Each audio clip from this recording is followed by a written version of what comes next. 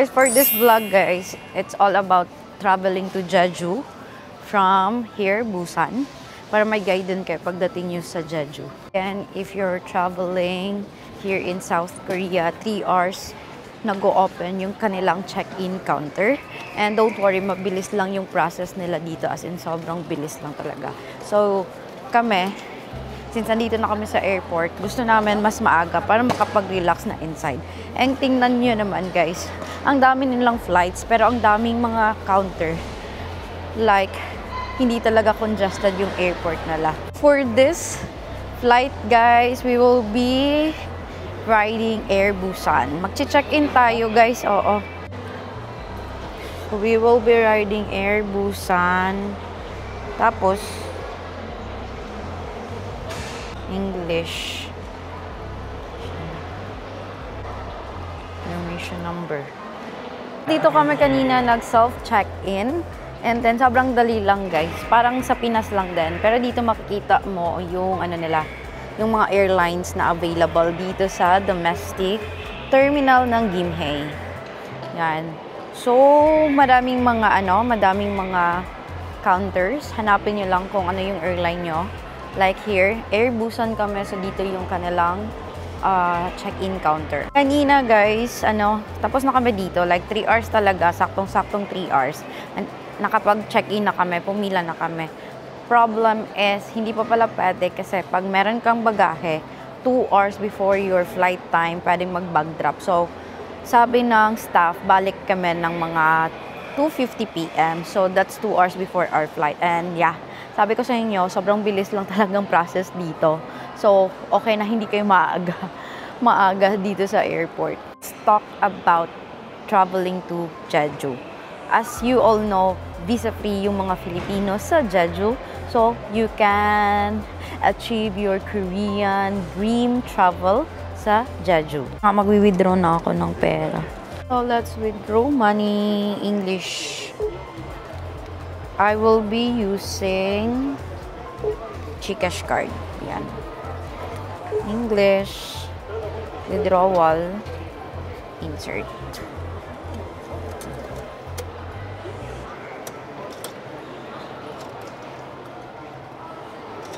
Dito pala yung screen. Your card cannot be used. Oh, yung ano. Tinanggap yung aking GCash card sa my BNK. Oh my God. Hanap tayo ng ibang ATM. Hindi tinanggap. Oh, Diyos ko, tinakabahan ako. Eto, mag-withdraw tayo. BNK. Okay, kaya dito. English. Withdrawal.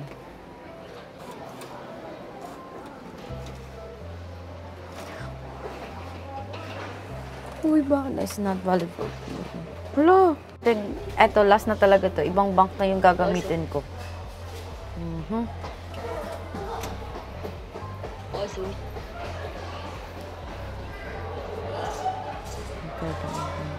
Continue. English. Eto. Issued outside. Savings.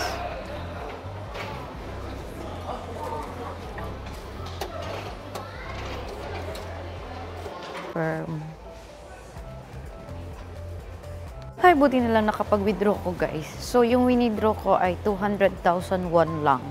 Kasi again, dito sa Korea, diba, ano na lang sila, cashless. So, konti lang yung winidraw ko. Kasi nakakapagod magbayad din ng cash guys. So, dito, tap na lang ng tap sa credit card or sa debit card nyo. Para mas mabilis. Pero importante pwedeng meron kayong cash. Just in case, pambayad sa bus or pambili ng ticket. Ganon, sa mga street market, pwedeng mag-cash guys, as in like cash talaga. Mostly talaga sa mga convenience store nga, tap lang ng tap talaga. Ng mga cards, pwede na. BNK pala yung pinag-withdrawhan ko. So, pag walang option na issued outside Korea, ibig sabihin hindi kayo makakapag-withdraw. Parang hindi siya international ATM machine, ganon.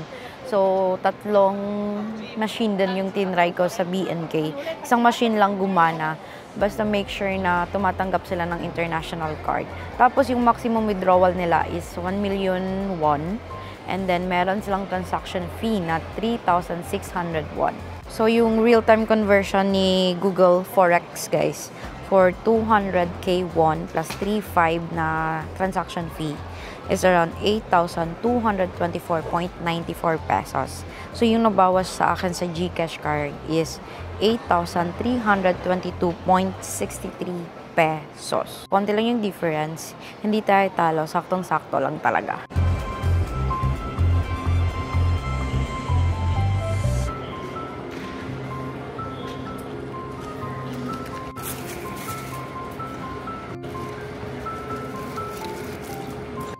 Done checking in and bag drop. Let's go inside. Automated na, guys. Guys, we are here sa boarding gate. Like, kanina pa kami nandito. Mga 3 p.m. Yes, nandito na kami. And delayed yung flight namin ng mga 15 minutes. So, let's just wait. And bawal ko na mag-video dito, guys. Kaya hindi na ako nag-video-video. Just update na lang. Kasi, doon na nga. Delayed yung flight namin.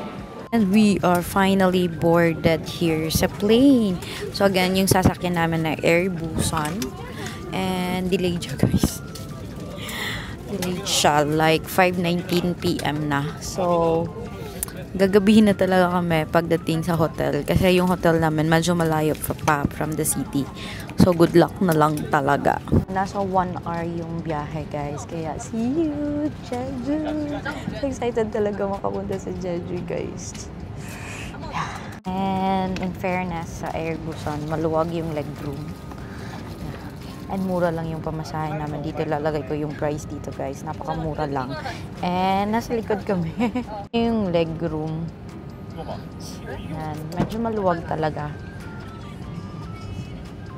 Kanina, strict pala sila sa battery, guys. Especially kung naiwang battery sa luggage or sa mga power bank, strict sila sa mga ganyan. So, make sure talaga to keep your battery wala dapat sa luggage. And also, yung your power bank. Chine-check talaga nila kung ilang watts yung power bank nyo. Okay ba? May sira ba? Ganon. Kasi strict sila sa mga ganyang bagay ngayon. Luggage naman, hindi naman sila strict sa aming hand carry. Kasi meron kaming 10 kilos na hand carry. Iba po yung 15 kilos na free for the check-in. Kaya hindi sila strict, hindi sila nagtitimbang. Just sleep, guys. Kasi alam nyo, 24 hours na kaming walang tulog. And let's just chill, relax, sit back, ganun. And update ko kayo paglapag namin sa Jeju.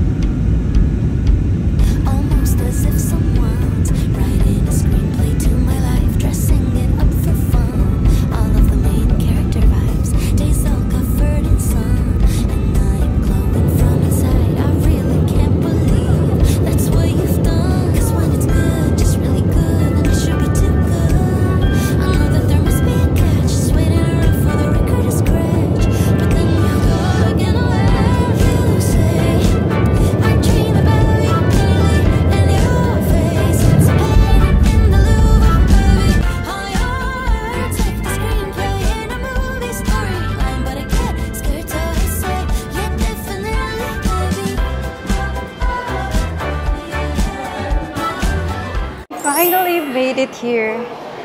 Jeju International Airport. Ayan, kakalapag lang namin, guys. So, although last kami, pero mabilis lang naman, guys. Sobrang bilis nila. Lahat-lahat. Ang bilis-bilis. So, eto, mag-aano tayo, baggage claim. Hindi na tayo dadaan ng immigration since domestic na to. Tapos na tayong dumaan ng immigration. Welcome to Jeju. Ang saya. Ang saya. We're finally here. Welcome to Jeju. Hello, Jeju. Ayan, guys. Medyo magulo. So, yung husband ko kumukuha ng ng maleta namin.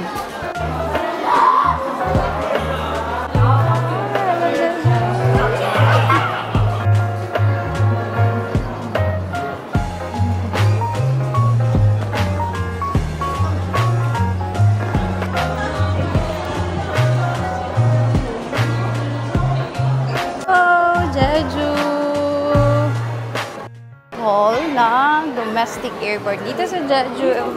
And pupunta muna ako doon kasi meron ako nakitang CU.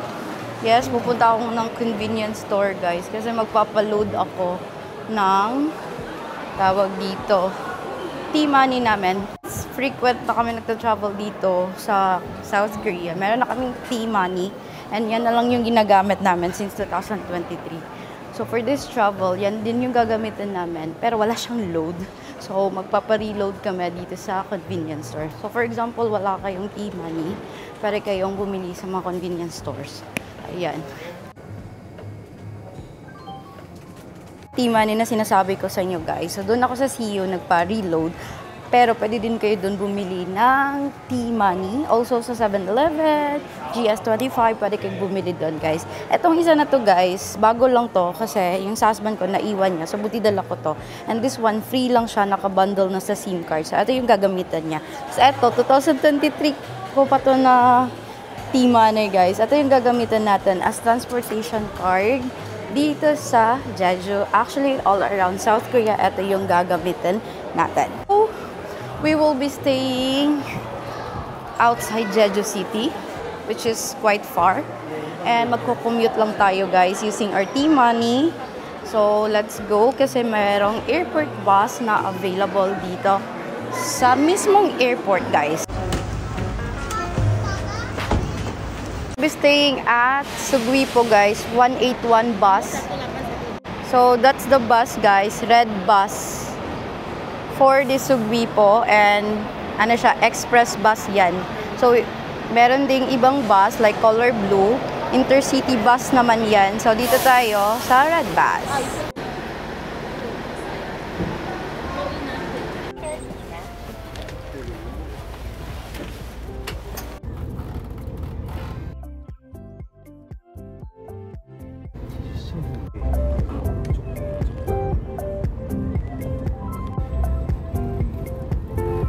Yun, guys, red bus yung sinakyan namin, airport limousine bus, airport express bus going to Sugwipo, and medyo malayo talaga siya, like 1 hour mahigit yung biyahe from here sa Jeju International Airport. So if hindi naman kayo sa Sugwipo magstay, depende kung ano yung bus nyo, guys, but don't worry, paglabas nyo lang ng arrival hall, like sa mga gates, may nakalagay na number kung ano yung bus na hihinto doon. So, doon nyo i-check yung bus number kasi doon din sila hihinto. Guys, yung gamit pala natin dito is Naver Map kasi yan yung accurate map dito sa South Korea and hindi gumagana yung Google Map dito. So, make sure to download Naver Map before your travel to South Korea. Here in Jeju kasi walang train dito. Bus talaga. And alam niyo ba yung iba? Nagre-rent sila ng car. So, hindi na kami nag-rent ng car kasi feel ko mas stress kami sa pag-navigate dito sa Jeju. Kaya, ayan, lalaban kami sa pagbabust. Good luck talaga sa amin. Ayan, let's go! Buti maliwanag pa, guys. Magsi 7 PM, maliwanag pa dito sa Jeju.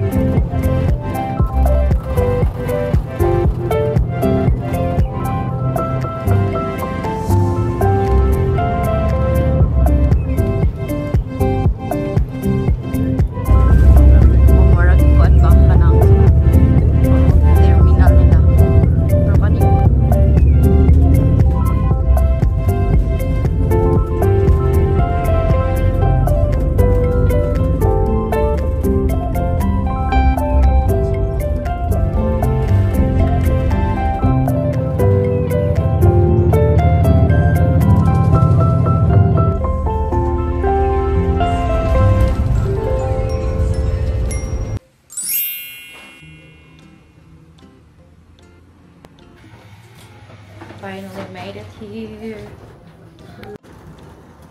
Whoa. Nice. So, welcome to our room here in Ains Hotel or Ains Hotel. So, twin room siya. Ayan. And then, ang maganda kasi yung view nyo, guys. Overlooking siya and kitang-kita dito yung ocean view. Sobrang laki ng bintana namin, guys.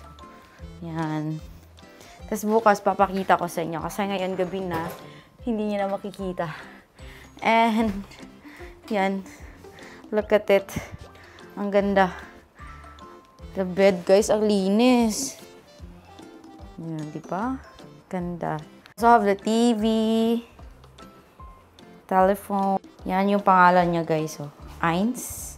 Pala yung toilet, tsaka liguan. Wala, ang ganda. May bidet. Check. Tsaka yung parang sa Japan na toilet. Yung shower room. And then, this one. Wala, ang ganda. Also, guys, this one. Meron kaming mini ref, baso and heater, and malaking cabinet. Yan. Nice. Nice kayo. Do you like it? So, we finally made it to Jeju, guys. And we finally made it sa aming hotel. Yung pangalan niya ay, eto, Eins Hotel here in Sogwipo. Medyo malayo talaga siya, guys, from Jeju Airport. Like, mga almost 2 hours talaga yung pagpunta namin dito. Kasi malayo talaga siya. And then, hirapan kami sa bus. Kasi, yung bus stop, lalakarin mo pa. And inantay talaga namin. Buti na lang merong taxi. And nakasakay kami ng taxi. So, mga 1.2 kilometers, yung nabayaran namin is 250 pesos. Kasi, meron silang flat rate na 451. Ayun. So, okay na din, guys, kasi nakapag-relax kami. And, ang bilis lang din namin nag-check-in pagkadating namin sa hotel, guys. Like, ready na yung hotel namin. And, ang daling kausap ni Ajushi. Ayun. So, kita nyo yung room namin. Napakaganda, diba? This one, guys, is twin room with ocean view. And meron ding free breakfast. So, yung room namin, guys, is around 9,200 pesos. Good for 4 nights na yan. So, imagine, napaka-affordable lang talaga ng room namin. And kasali na dito yung breakfast. And if may car kayo, guys, nakapag-rent kayo ng car, don't worry, meron silang parking space na libre. And then, ang maganda, guys, yung room, bagong-bago pa, napakalinis. Feel mo talaga, napakalinis ng kwarto. And tomorrow, titingnan natin yung view kasi talagang sinadya akong mag-book ng ocean view na room kasi gusto makita yung dagat habang nagre-relax, diba? So, ayun. So, this one is available sa Agoda. Kaya, i-search nyo siya sa Agoda.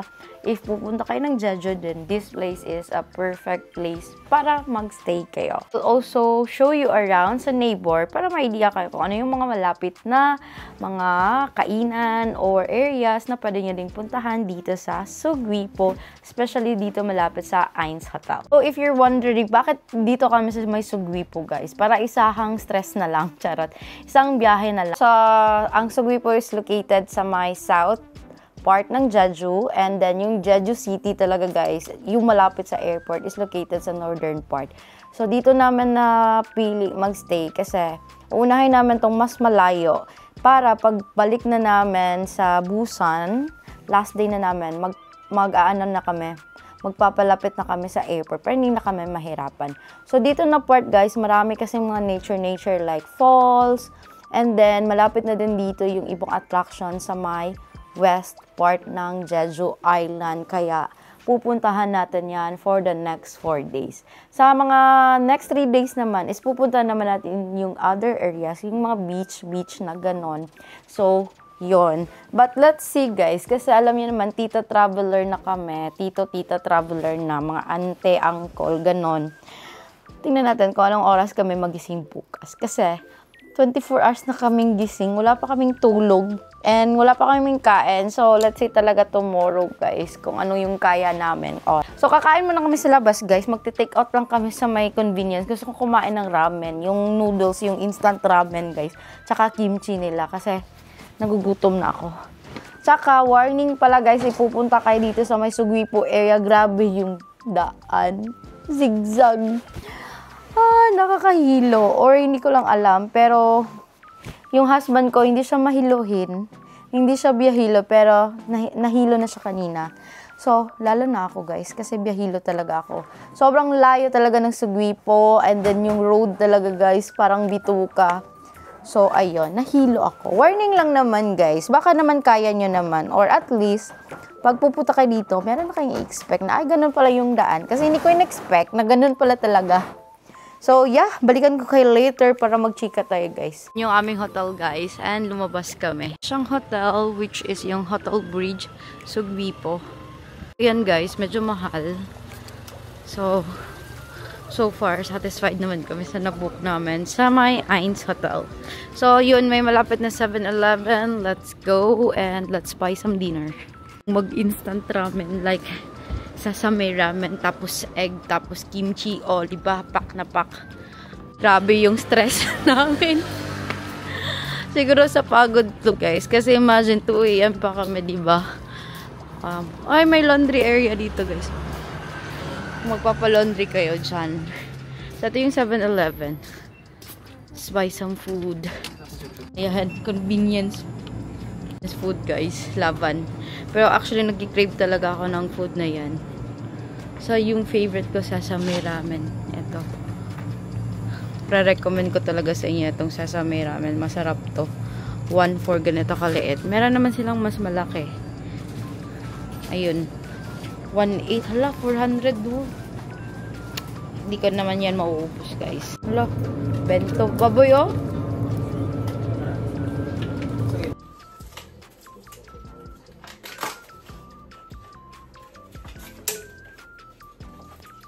Agad tayo since free breakfast. Yeah,